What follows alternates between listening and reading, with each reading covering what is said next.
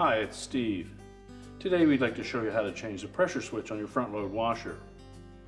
If your washer won't fill at all, or if it overfills, the problem may be with the pressure switch.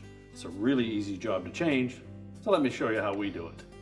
Now to do this repair, first thing we'll need to do is to disconnect power to the washer, and we'll also have to pull it far enough forward that we can access two screws that secure the top to the cabinet. Normally a number 20 Torx head screwdriver. We'll remove those screws. Then grasp the sides of that top, just pull it slightly back, disengage it from the lip on the back of that control panel.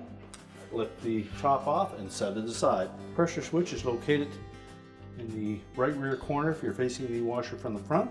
Our next step would be to remove the wire harness connector. There are a couple of locking tabs on that, and we're simply just going to pull that off, and then we can rotate the control and pull it off of the side of the cabinet. So just reach in underneath that harness and depress those two tabs on the connector, and then pry that connector off of the whole switch.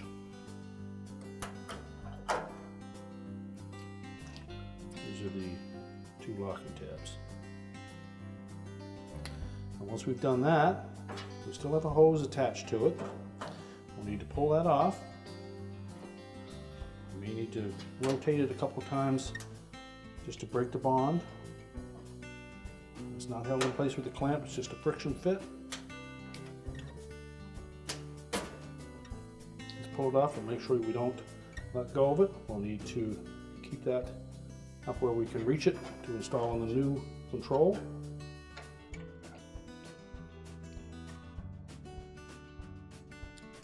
Now to remove the old switch, we'll need to rotate it 90 degrees either forward or back. If you turn it forward, you're probably going to run up against this housing for the wire harness, and it may crack the mounting bracket if you try to rotate it any farther.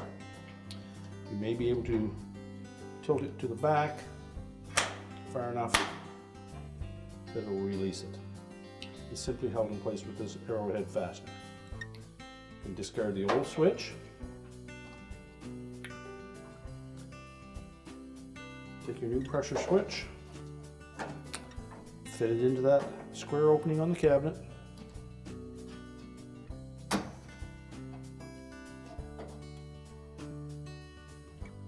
may have to pry it a bit to get it past this back corner, or if you need to, you can try just loosening these two screws to see if that back panel support will lift up enough to allow you to tilt it into place.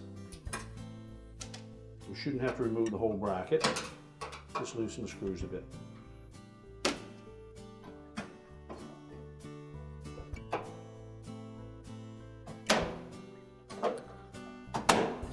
Snap it into place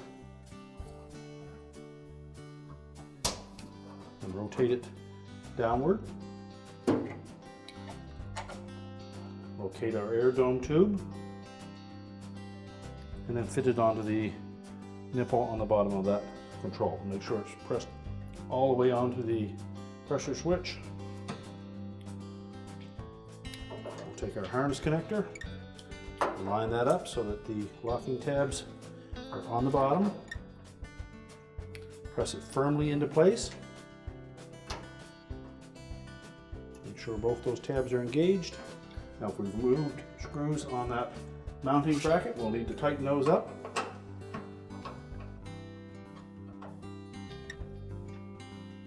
And now we're ready to put the main top back on. We install the two screws at the top.